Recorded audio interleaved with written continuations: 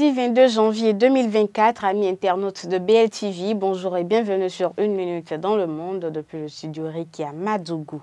Développement, paix et sécurité, ce sont les domaines dans lesquels le Bénin et le Brésil entendent renforcer leurs liens. La question a été abordée en marge du 19e sommet du mouvement des pays non alignés du G77 plus Chine à Kampala. Les ministres des Affaires étrangères des deux pays ont eu à cette occasion une séance de travail selon les précisions apportées par le gouvernement béninois à travers ses canaux digitaux de communication. Les deux ministres ont discuté des perspectives d'élargissement et de renforcement du partenariat bilatéral. Précisons que le 19e sommet du mouvement des non-alignés et du G77 Chine s'est tenu dans la capitale ougandaise les 19 et 20 janvier. Il a mis en exergue l'importance et la pertinence des résolutions adoptées depuis 2007 par le Conseil de sécurité des Nations Unies concernant le différend régional autour du Sahara marocain. Au Sénégal, suite à la décision du Conseil constitutionnel de rejeter sa candidature, Ousmane Sonko, chef du parti PASTEF, a été exclu de la course à la présidence du 25 février 2024. En effet, d'après les informations, le dossier de candidature déposé par le mandataire de Sonko serait incomplet, manquant d'un élément crucial qui est l'attestation de versement de la caution de candidature qui ne lui a pas été délivrée malgré le paiement des 30 millions de francs CFA.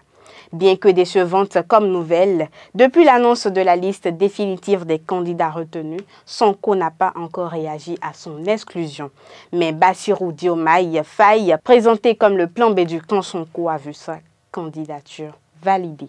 En Côte d'Ivoire, dans le village d'Ouéguiré, un élève du nom d'Israël Kambou, en classe de CP1, a été violemment agressé à coups de machette dans un champ d'EVA. D'après les déclarations du directeur de l'EPP Ouéguiré, Kwasi Gwassou, le crime a été commis entre midi et 14 h lorsque Israël Kambou aurait été surpris avec sa sœur aînée dans la plantation.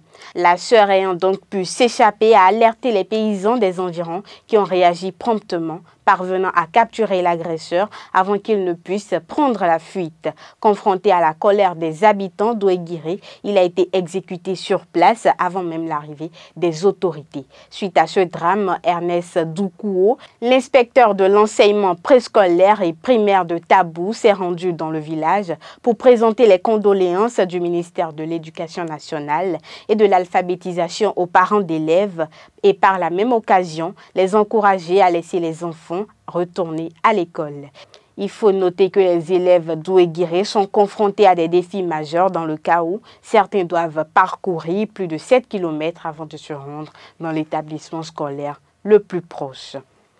Suite à la signature d'un protocole d'accord lors du sommet des non-alignés en Ouganda, les ressortissants béninois ayant des passeports diplomatiques, qu'ils soient officiels ou de service, se rendant au Sri Lanka, n'ont plus forcément besoin du visa. Cette décision vise à renforcer la collaboration entre les deux pays dans les domaines politiques, économiques, culturels et touristiques, fait suite à des discussions entre le président du Sri Lanka, Ranil Wickremesinghe, et la vice-présidente du Bénin, Mariam Chabi Talata. Ainsi, selon les précisions du ministère béninois des Affaires étrangères, les voyageurs béninois peuvent séjourner sur le territoire du Sri Lanka pendant une période de 30 jours sans nécessité de visa préalable. Notons que ce partenariat vise à promouvoir des liens plus étroits entre le Bénin, classé au 79e niveau mondial, avec un accès sans visa à 63 destinations, selon le classement 2024 de Hanley & Partners, et le Sri Lanka qui occupe la 96e place avec 43 pays sans visa. Bouclons cette session d'information avec la Coupe d'Afrique des Nations, CAN. Dans le cadre de la deuxième journée de la Coupe d'Afrique des Nations, l'équipe sud-africaine a brillamment rebondi après sa défaite initiale contre le Mali en remportant une victoire convaincante contre la Namibie avec un score de 4-0. Un pénalty transformé par Tau à la 14e minute, suivi d'un doublé de Zouane aux 25e et 40e minutes, ont facilité la tâche des Bafana Bafana dans ce match. Malgré des efforts limités en attaque, les Namibiens n'ont pas réussi à revenir dans le match, encaissant un 4e but par Maseko à la 75e minute. Cette victoire éclatante permet à l'Afrique du Sud de glaner 3 précieux points dans la compétition, les propulsant à la 2e place du groupe E. Il partage cette position avec la Namibie et accuse un léger retard d'un point par rapport au leader du groupe, le Mali. Le suspense demeure entier dans le groupe E de la CAN, promettant des rencontres captivantes à venir. L'Afrique du Sud a réussi à effacer le revers initial et se positionne désormais comme un sérieux prétendant à la qualification pour les phases éliminatoires. Ce sera tout pour aujourd'hui. Merci de nous avoir suivis. Excellente semaine de travail à tous.